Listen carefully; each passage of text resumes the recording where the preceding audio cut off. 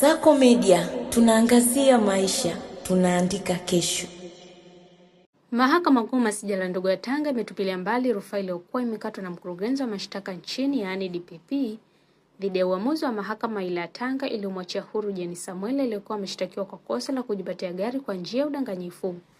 Mahakama hiyo katika hukumu yake iliyotolewa na Jaji Messi Chaba imekubaliana na hukumu ya mahakama ya wilaya kuwa upande wa mashtaka haukuweza kuthibitisha shtaka hilo bila kuacha shaka yoyote kama inavyotakiwa kwa mujibu wa sheria katika kesi za jinai.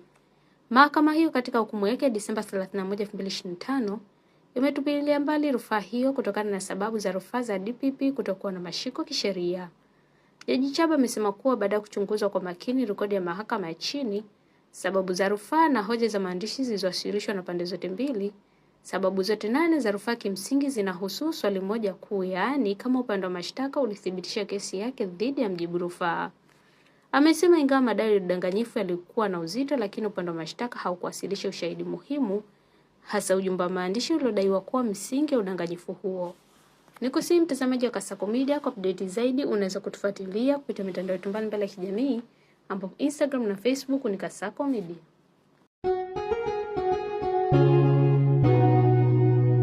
Kasako Media, tunaangazia maisha, tunaandika kesho.